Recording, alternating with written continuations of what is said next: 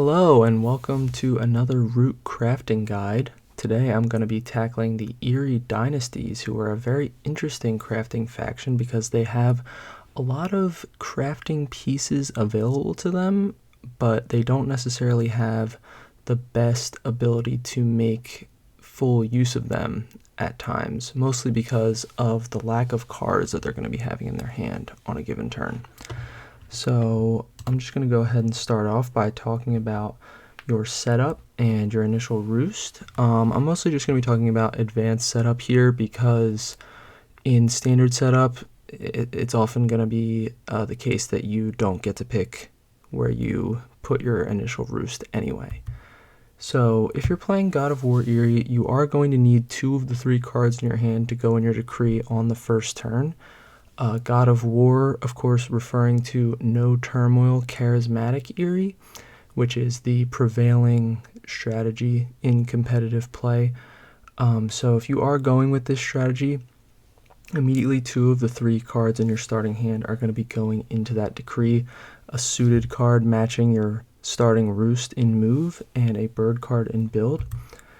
So if you can draft a hand that gives you a resolvable move and build column as well as a crafted improvement for that 3rd card that is going to match your starting roost, that's great. But oftentimes Eyrie aren't going to have the luxury of choosing their starting roost based on crafting. It's going to be chosen based on the suit that you can match for your movement, and it's going to be chosen based on proximity to getting that battle on your first turn, making sure that you're able to battle someone on your first turn and resolve your decree.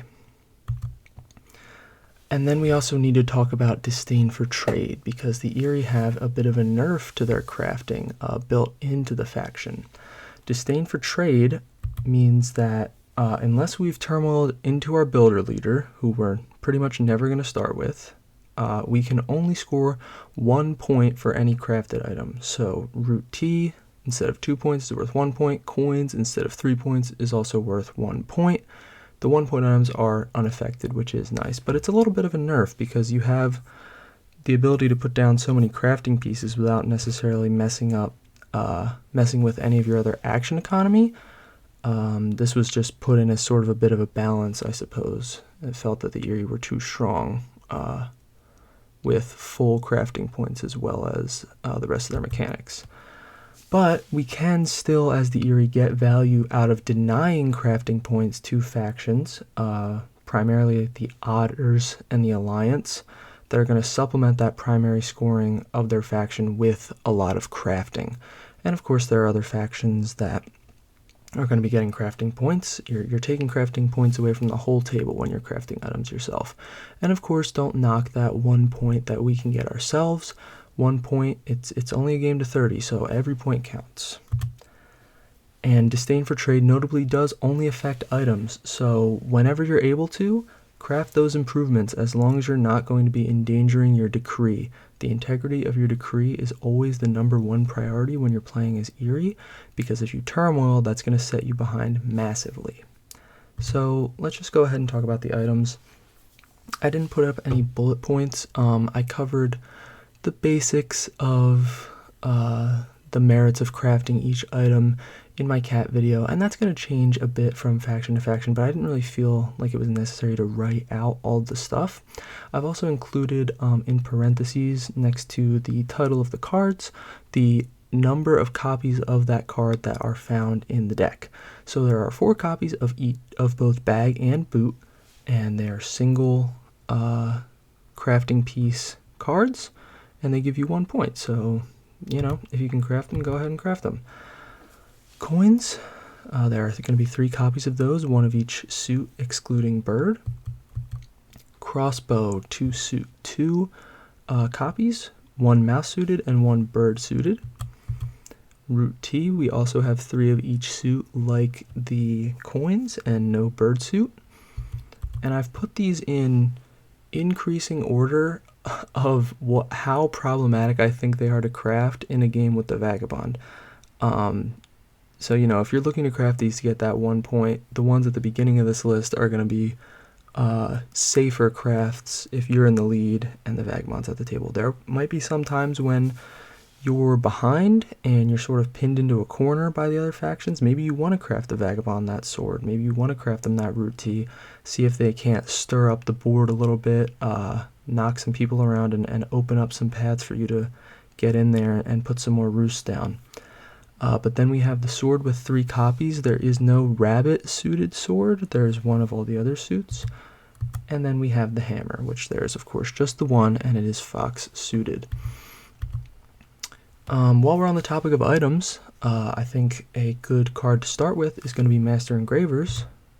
And this is going to double our scoring for all of our items, because if you read the card, it says that whenever we craft an item, we're going to score 1 extra point. And of course, without the builder leader, we're only scoring 1 point for every item that we craft. So for this card, we're going to want to prioritize building it early if we can, because the more items we can craft with it, the better it's going to be for us. So if that means on our second turn, putting 2 cards into move to make sure we get to that second mouse clearing so we can have those 2 mouse roosts, great. If it's possible to get to that second mouse roost on our first turn, even better. And of course, like Nitro Rev brings up in his video about Master Engravers in his series Let's Get Crafty, I'll link his channel in the description. It's Master Engravers is a card that only one other card in the entire deck shares its same crafting cost of 2 mouse, so it's very clear to the table if you have crafting pieces that you're putting down when you'll be going for Master Engravers for a faction like, say, the Cats. But for the Eyrie, it's not as necessarily as telegraphed that you're going to be doing this, because maybe that mouse roost was just where you happened to put that second roost, right? And so if someone has saboteurs, maybe they won't think anything of it, and maybe they'll spend it for suit, or maybe they'll end up discarding it if it's a faction that doesn't really like bird cards too much, and you could get away with an early Master Engravers craft and not have it saboteured.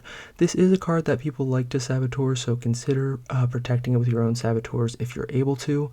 Obviously, if it's early in the game, that's going to be hard to do because you want those bird cards for your decree. But yeah, great card for the Eyrie.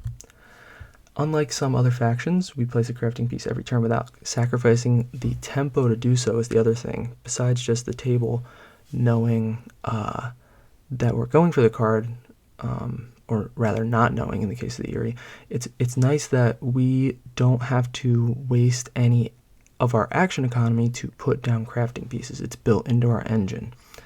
And so the opportunity cost of crafting Master Engravers is pretty low compared to other factions like, say, the Cats, who deliberately have to place their workshops, or the Lizards, who have to select which suit they're going to be putting their gardens in. Of course, the opportunity cost is relative, right? It's much higher for Cats than it is for Lizards, because Lizards want 2 gardens in a certain suit anyway. Or maybe a faction like the Moles, who has to deliberately place their buildings and choose which suit they're going to be in as well. And then on that same note, let's talk about Murine Broker. Like Master Engravers, it is 2 mouse crafting, and there's only 1 copy of it in the deck. Whenever another player crafts an item, we draw a card.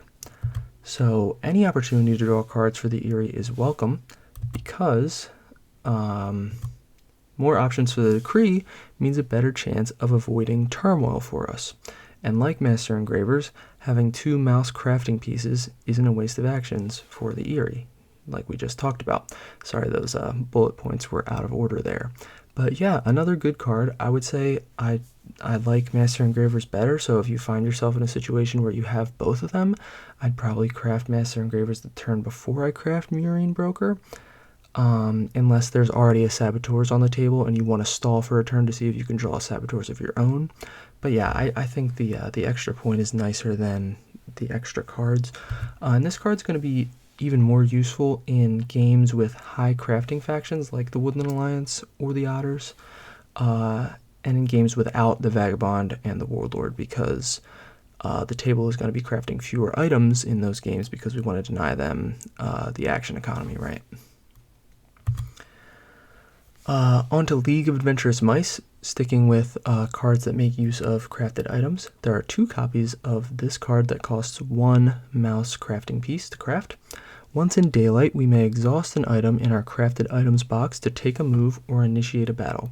And this card is great for the Eyrie because it allows us to take a move or a battle outside of its normal decree timing window. So this allows us to do all sorts of things that aren't normally possible with the way the decree is structured. And the Eyrie do have the crafting pieces to craft many items over the course of the game. And like I mentioned at the beginning, they don't always have the card wealth to craft that many items because you're usually drawing 2 cards per turn, and one of those cards is going to have to go in the decree every turn. So you can't make as much use of this card as maybe you would like to, but the items that you do craft are going to be very high value for you because they provide turmoil insurance. And we're going to talk a little bit about that with the next card as well. We'll sort of hit 2 birds with 1 stone there. Yeah, great value from those items that we are going to be able to end up crafting. Speaking of turmoil insurance, let's talk about false orders. There are 2 copies of false orders in the deck. 1 fox crafting piece is required to craft it. In Birdsong, we may discard this card to move half of an enemy's warriors rounded up from any clearing as if we were that player ignoring rule. And I believe this card actually has had its wording updated since the Marauders expansion to use the keyword force. It just makes it a little clearer. The effect is exactly the same. So this allows us to weaken enemy defenses in clearings that we need to build roosts in to fulfill our decree, right? Say all of the clearings around you are locked up. You're playing a matchup with a lot of red factions, and you're running out of space to build roosts rapidly. Maybe the cats have a clearing with 3 warriors and a sawmill, and you really need to build in that clearing, but you're not sure you're going to be able to do it with just 2 battles because 3 warriors in a building, you need an average pair of rolls to secure that, but, average isn't great when, if you fail, the results can be catastrophic for the rest of your game. So if you use false orders, then all you have to do is remove 1 warrior in the building, which is much, much more likely. You can also force an enemy into a clearing where you need to perform a suited battle, right? Oftentimes, if you're playing God of War Eyrie, you'll find yourself in a position where you are running away with the game. You're scoring very consistently every turn, more and more as you build your roosts, and the table needs to poke and prod at that decree and try and find any little weak, soft point that they can. And maybe it's a suited battle that you added to your decree in order to keep removing enough warriors so that you could recruit them next turn, right? You didn't have enough bird cards to add to that decree, so there's a bit of a weak point in battle. Maybe it's a suit where a lot of the clearings of that suit are on the other side of the board from where most of your roosts are, so it's hard for you to consistently get over there. And maybe they just say, okay, well, we're going to evacuate the ones close to you and make you come to the farther ones, and that's going to be really difficult for you. Well, you can say, no, actually, I'm going to move some of your warriors back into this clearing with false orders, and that gets me another turn to add some more move cards into my decree to make that suited battle more easy to fulfill in later turns. This also allows you to clear the way to avoid a turmoil on move. And you would turmoil on move, of course, because you don't rule the clearing that you're either moving from or moving to in a certain suit. This could happen where they clear out, you're in the lead, the board orchestrates a wipe of the Eyrie, but they leave your last roost so that you can't build another free one and recruit 3 warriors. And you're not going to be able to recruit enough warriors to move out on your turn. But if you have false orders, then you're probably going to be able to remove enough warriors of the faction that's occupying the clearing so that you can recruit enough to then move out and avoid turmoil. There's also a chance to avoid turmoil if you have all 7 roosts out on the board and build in your decree, which means, of course, you're starting your turn knowing that you're going to turmoil on build, unless you have false orders.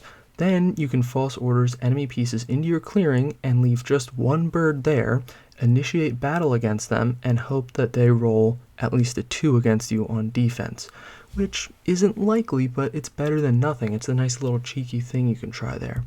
There's also a chance to avoid turmoil on recruit if you're using this card in conjunction with League of Adventurous Mice. And that would happen if you were able to false order enemy pieces into your clearing, then battle with League of Adventurous Mice before or in the middle of your recruit actions, and hope that you get a good roll from the defender that removes enough warriors, or that they ambush you. Of course, if they're aware that you're trying to do this to avoid turmoil on recruit, they're probably not going to ambush you, but you can hope anyway. I think this is an incredible card for the Eyrie, as is League of Adventurous Mice. League of Adventurous Mice has this nice little interaction with false orders. It also has all sorts of nice things you can do in between timing windows of your decree. Say you move and then you need to do a battle to continue onwards and complete the rest of your moves because you need to rule this clearing. Well, then you can do that battle in the middle of your move actions. Very nice. All sorts of little things like that with League of Adventurous Mice, and all sorts of little things like that with false orders make both of them super great cards for the Eyrie, and I think just super great cards for the game in general. I think they reward thinking about the game in a creative way, and just the more options the better, right? And so a skilled player is going to make use of these cards in ways that just blow your mind. It happened to me recently in a game I was playing on the digital app, and that's where this chance to avoid turmoil if you have all 7 roosts on the board and build in your decree actually came from. I thought I was going to win a game because the birds were going to turmoil on build, and then they pulled this and it worked out, and it was incredible. I was floored. So shout out to Pliskin from the Woodland Warriors Discord for making that great play and inspiring me to think a little bit more about false orders, and I hope you do too. Great card. Oh, did I click out of... There we go. Moving on to Swap Meet, there are 2 copies of Swap Meet in the deck. It is 1 rabbit crafting piece for the cost. Once in Birdsong, we may take a random card from another player and then give them a card. This is really nice for the Eyrie because it can turn a card that is a bad suit for our decree into a good one.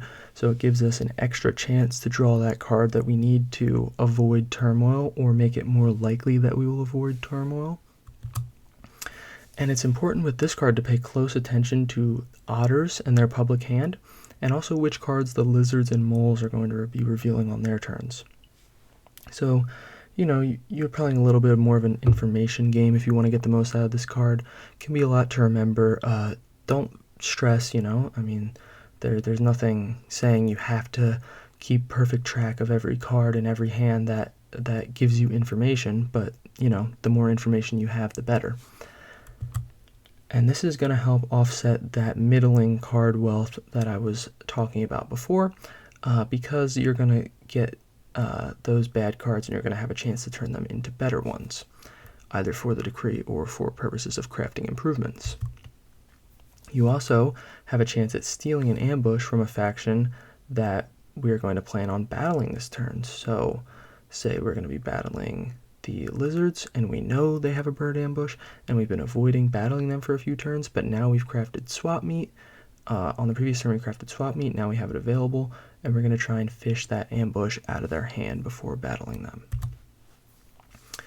And so for this, there are other ways to track ambushes, just in any card, but I mostly just do this with ambushes myself or item cards. But for ambushes, we can check the discard, we can check the badger's retinue, we can make sure we remember which ones are in our own decree, and of course that's public information as well, so we don't have to remember, we can just check, as well as all that public information, right, to see which ambushes are where. We don't need to try and steal an ambush if there's no way they could ambush us anyway. And there's no downside to this card because you're not forced to activate it every turn. And even if you do have to activate it, right, like I talked about in that cats video, you can just give that same card back to them that you got from the original swap. Moving on to a similar card in that it costs 1 rabbit crafting piece and helps us with our card draw is going to be Charm Offensive. At the start of evening, we may draw a card and choose another player to score 1 point. This is going to give us more options for our decree, and of course more options for our decree are always welcome. The Eyrie aren't going to be able to outrace factions like the Vagabond, the Moles, and the Badgers, though, so make sure that you're willing to check the factions that you're feeding points to if necessary, right? So if you really want to use this card to get the extra cards that it's going to be providing you every turn, make sure that you're going to be maybe battling those factions that you're giving those points to, because, 1 point, like I said, with the items that just give you 1 point, it's still a pretty big deal. It's 1/30th of a win, which, those points add up really quickly. And again, there's no downside because we're not forced to activate it every turn. So if you really don't want to give anyone a point on a certain turn, don't have to activate this card. Thinking more so in the late game when you already have your 2 cards per turn, maybe even 3 cards per turn if you're doing really well on the table, isn't really able to check you as much as they had hoped. And then, any 1 point that you give another faction could give them the edge they need to burst to 30 on their turn. So you're not forced to activate in the end game, so no downside here. The Partisans. There are 3 copies of Partisans, 1 of each of the 3 suits, excluding Bird. In battle, in a matching clearing, you may deal 1 extra hit, then discard all of your cards except those that match the suit of your Partisan card. This card is also great for the Eyrie because we often have an empty hand by the time we start resolving our decree, because we have to put a card in the decree every turn. We're not drawing that many to begin with, and those cards that we aren't putting in the decree, we often have the ability to craft because we have Roosts in varied suits, and so even if it's a card that we might not see an immediate use for, why not craft it unless we really want to be able to use that suit next turn for our decree. And that is something to keep in mind, a suit that you want to use next turn for your decree, as I'm going to talk about a little bit more with this card. But it also makes opening necessary building slots much more achievable.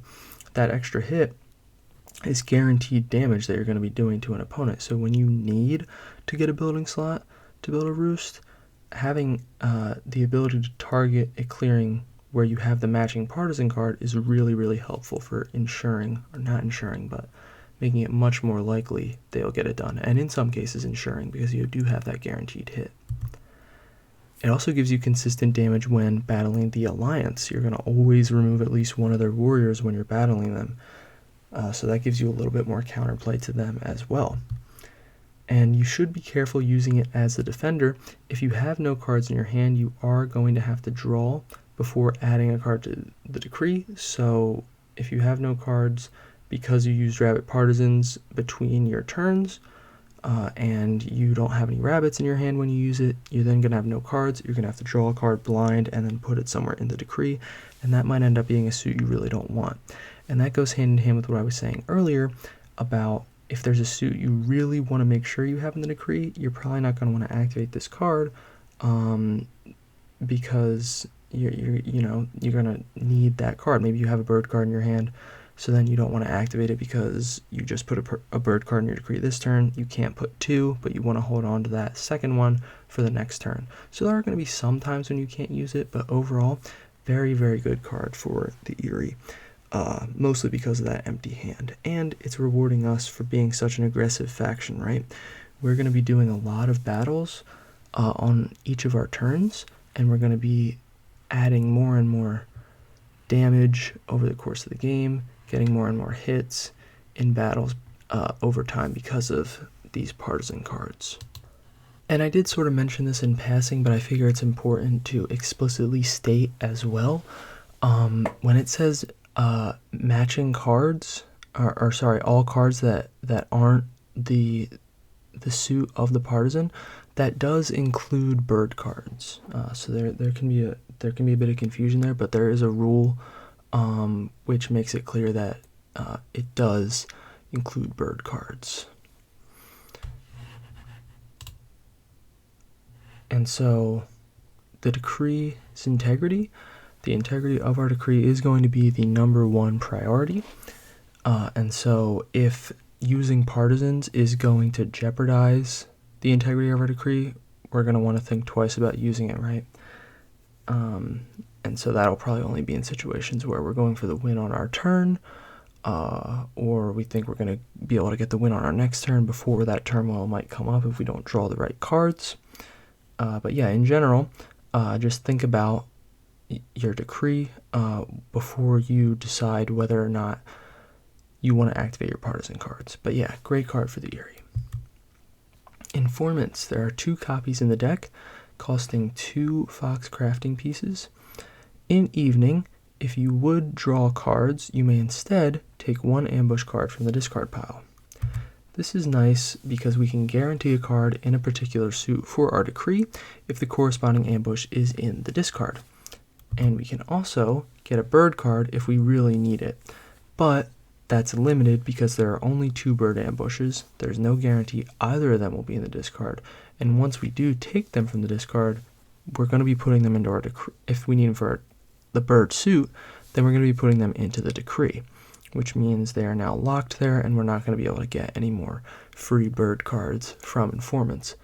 But we could also use them to safeguard next turn's suited battle with a particular suit, or just safeguard next turn's battle with the bird ambush as well if we don't need it for the decree. And then if we use it as attacker to counter ambush, or if we end up using it as defender, we could then just pick it up again next turn. Do be careful with this though, because if you're picking up the ambush and not adding it to your decree, that means you're only drawing 1 card a turn that you're not using for the decree, and then putting 1 card from your hand into the decree without getting any other new ones. So your options are going to slowly dwindle and dwindle the more you use informants consecutively. And locking ambushes into the decree is great as the aggressive faction, right? Because battles do favor the aggressor. Unless you're battling the Woodland Alliance, you are going to have the high roll, and ambushes are going to add a wrinkle to our battles that we are going to have to consider as the attacker, right? So if you want to go into a clearing and you only need to deal 2 hits to take out a building, you can't actually just send in 2 warriors. You need to send in 4 because there's a chance they could have an ambush. Unless, of course, you have a counter ambush in your hand, then you could just send in 2 warriors and be fine. But if you've locked ambushes into the decree such that you know there's no way they can have an ambush in that suit between the cards in your decree and the cards in the discard pile or the cards that have been revealed, then that's really nice. It takes some uncertainty out of the situation, and then you don't need to commit as many warriors into a clearing that isn't yet your territory, and you can focus those warriors on defending your roosts. And the more ambushes we can account for as an aggressive faction, of course, the better it is for us. So this card is pretty useful for the Eyrie compared to some of the other factions. It's not, great. There aren't all sorts of crazy things you can do with it, but I think it's pretty nice because we can guarantee ourselves a bird card, and having those ambushes and knowing where they are is really nice for us when we're the ones doing the attacking. Tunnels. 1 rabbit crafting piece for the cost. It's going to allow us to treat clearings with any of our crafting pieces as adjacent, and there are 2 copies of it in the deck. This is a neat little way to avoid a turmoil on move.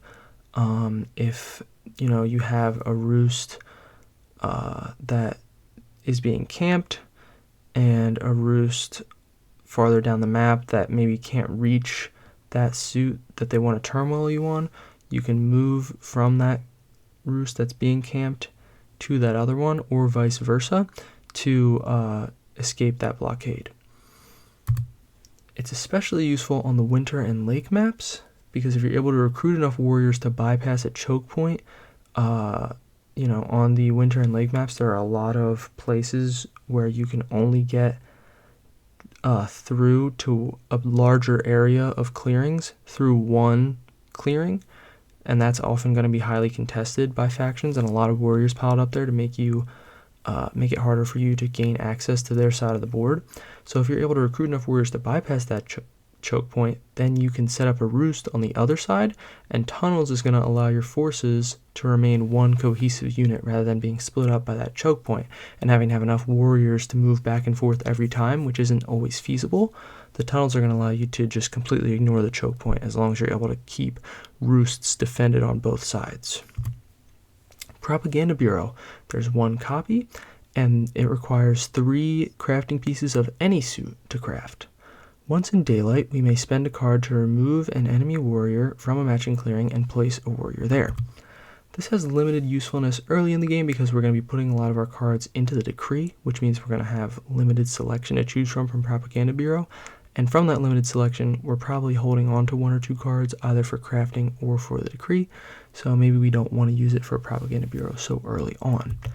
But it does have great synergy if we have the Despot leader, either by Turmoil or by starting. Maybe we wanted to play Eyrie this game, but we couldn't start with Charismatic, or maybe we really didn't like the other option available to us in the draft, and so we went with Eyrie even though we were going to have to play Despot anyway.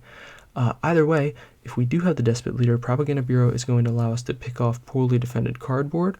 If there is a clearing where there is only 1 warrior defending the cardboard, then you can replace that warrior with your own, and then as long as they don't have an ambush, you can pick it off for 2 easy points, because the Despot is going to give you that extra point for removal of the cardboard. It's also some nice Woodland Alliance counterplay because we get guaranteed removal of a warrior, which you can't say for a regular battle, of course. And you can use this even if you have no Eyrie warriors to place. Just something I thought I'd note. When you're doing an action, you do it as much as you possibly can. You don't not do the Propaganda Bureau action because you can't place a warrior. You would do the first half, which is spending a card to remove an enemy warrior, and then you'd try and do the second half. If you can't do that because you have no Eyrie warriors, that's okay. You still do the first half.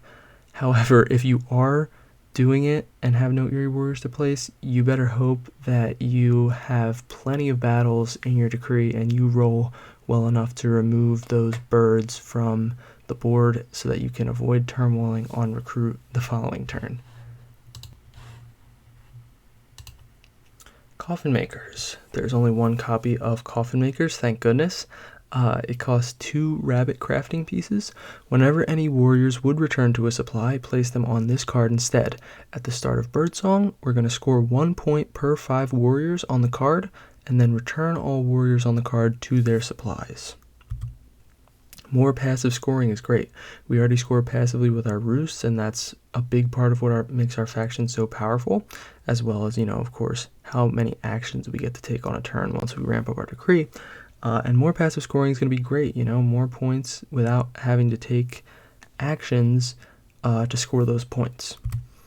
And it has a great synergy with our need to battle early and often. Again, assuming that we're going to be playing the God of War Eyrie, we're going to need several battles by the end of the game and the mid-game to remove enough of our own warriors from the board so that we can avoid turmoiling on recruit.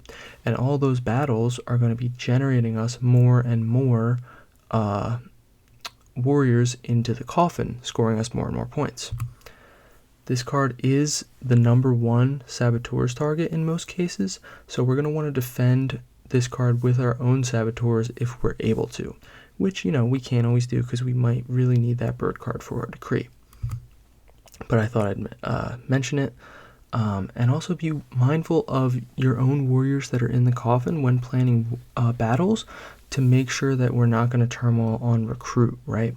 So if you have 2 warriors in the coffin and you have 2 warriors in the supply, those after your recruit, right, and you need to recruit 4 warriors next turn, you don't need to worry about targeting battles specifically to remove warriors from the board because those warriors from the coffin are going to come back to the supply.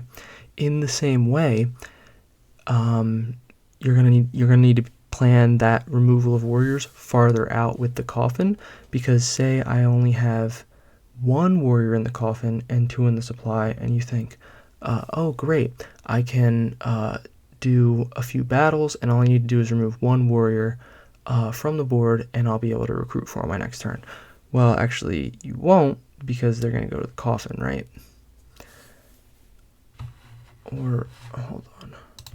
No, sorry, I don't know what I was saying. It's the start of Birdsong on your turn that the warriors get returned to your supply, so you don't have to worry about that at all. It's only the other factions that have to worry about it. So if you are not the player with coffin makers, that is something that you're going to have to consider.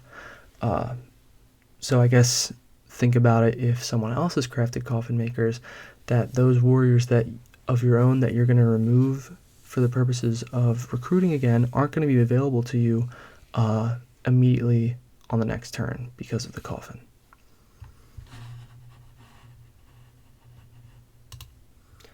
Next we have boat builders. There's one copy of boat builders in the deck, which costs 2 of any crafting piece, and this is going to allow us to treat rivers as paths. This is going to allow us to reach destinations in fewer move actions, which is great for optimizing decree assignments for our cards, right? The fewer cards we need to put in move, the better, because that allows us to get to those great battle actions, which can directly generate us points. And it can also allow us to access cardboard that our opponents didn't think we'd be able to and scoop up even more easy points. So, you know, the cats or another faction with a lot of cardboard might have a clearing that is guarded on either side that you can approach from, but not via the river because the otters aren't in the game. You could craft boat builders and on the same turn move up into that clearing and claim those points for yourself.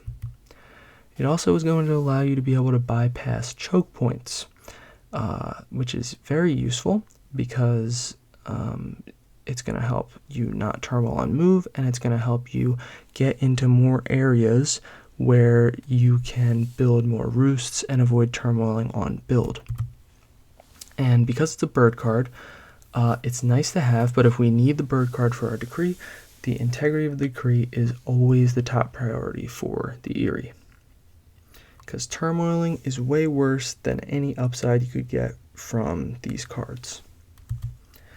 Next we have Corvid Planners. There's one copy of it in the deck, and it costs 2 of any crafting piece, any suit, same as boat builders. When moving, we ignore rule. This is going to help us avoid turmoil on move in that same situation that I talked about with false orders earlier in the video, where your roost is getting camped and you need to move out, but you don't have enough warriors. You would, of course, need to have crafted Corvid Planners earlier in the game unless multiple roosts were being camped, but I don't know why they would do that rather than just wipe one of those roosts from the board, right? Because you need 2 roosts to craft the card in the first place. This is also going to help you bypass choke points. You don't care about rules, so you can just waltz right through. And it's also going to allow you to access that cardboard on enemy back lines. And it's also going to help you do this in clearings that aren't on the river, so a little more versatility there compared to boat builders for actually accessing the cardboard pieces. Again, it's nice to have, but the decree integrity is top priority. Both of these cards, yeah, I think they're neat little movement buffs that you can have as the birds, and they're nice. But even if they weren't bird cards, I don't know that I'd be crafting them every single time, because there's just better cards I could craft on my turn, and maybe I just need that for my decree, right? Eyrie Amagray. There is 1 copy, 2 fox crafting pieces required. At the end of Birdsong, you take a move, then initiate a battle in the clearing you moved into. If you did not take both actions, discard this card. So this is another card that allows us to take move and battle actions before our decree resolution begins, which is really nice. Any card that allows us to take actions outside of the normal decree timing window is going to be very good. It can also help us avoid a turmoil on recruit, because we do get to take that battle before recruiting and potentially remove a few of our own warriors that we would need to recruit. It can open up movement pathways that were blocked off by high warrior counts by reducing them in the battle that we take. And again, like all the bird cards, just going to keep saying it, decree integrity, top priority. You want to avoid turmoil at all costs in most situations. There might be a few, weird edge cases where you might actually want a turmoil in the endgame. I can't think of any, but that might be the case. Soup Kitchens, there's one copy of it in the deck, and it's going to require one crafting piece of each suit. Your tokens now count towards rule, and each of your tokens counts twice. Unfortunately, the Eyrie have no tokens, so this card is going to be used purely for the decree. I would say you could craft it if you really wanted to deny another faction having it, but you don't even need to do that because you can just put it in your decree. And also, I don't see Soup Kitchens ever being that influential of a card that you need to keep it from someone. But that's a concept you could keep in mind for some other cards that maybe you're playing a faction that can't make great use of a card, maybe even like the Vagabond or the Warlord, for maybe like League of Adventurous Mice, for example. And you don't want other factions to have access to that, so maybe you just craft it yourself. With the Vagabond, there's less of a case for that because you do have to actively use your hammer to take that action. And for Lord of the Hundreds, you could do that if you have a mouse stronghold and nothing better to craft that turn, but at the same time, you don't have that many cards. But again, just something to consider. Saboteurs. There are 3 copies of Saboteurs in the deck. Only costs 1 crafting piece of any suit. At the start of Birdsong, we may discard this card to discard an enemy's crafted card. And this is going to be largely the same thing I said in the Cats video, because Saboteurs is the easiest card in the game to craft, so you don't really need to worry about opportunity cost of crafting it at all. As long as you have 1 crafting piece, you can craft Saboteurs. Sometimes opponents are going to craft cards that completely change the dynamic of the game, and it's going to be a judgment call on if you can afford to save this card for your decree with that powerful card in the game. If it's a card that you think is going to be directly hurting you, then you probably want to get rid of it. If it's a card that's going to allow the other faction to outrace you, you probably want to get rid of it. This can be hard to judge, though, and the only real way to judge how bad it really is for you is to just play more games and see what happens in those games, right? Get those experiences and learn as you go. But I do have a few examples in here, including Coffin Makers in a high aggression game. And since we are the Eyrie, that game is pretty much guaranteed to be high aggression, high entanglement. We're going to be doing a lot of battles, sending a lot of warriors to that coffin, which is bad for us. And then a game with the Woodland Alliance that has Propaganda Bureau or Corvid Planners. Both of those are very strong cards for the Woodland Alliance. And any strong crafting factions, especially Otters, having Master Engravers is also going to be a little scary, so you might want to look into saboteuring that. And finally, Swap Meet if another faction is targeting us for our bird cards, right? We need those for our decree. If we see that a faction is targeting us a couple turns in a row, maybe they're trying to fish bird cards from us, and we're going to want to saboteur that Swap Meet away. Thank you very much for listening. If you made it this far in the video, I really appreciate it. If you did enjoy it, consider liking the video, consider subscribing. I'd love to have you continuing to come back and watching my videos. I just do this because I really like talking about the game. And also, if you came from Nitro Rev's channel, first of all, thank you, Nitro, for the shout out. That was very kind of you, and I very much appreciate it. If you are here from Nitro Rev's channel, hopefully you enjoy. My stuff's not really as polished. Hopefully I'll get there. But yeah, I really appreciate having a few more people come on over so that I can talk to you guys about Root. And I'm going to end the video now, and I'll see you for the Woodland Alliance one.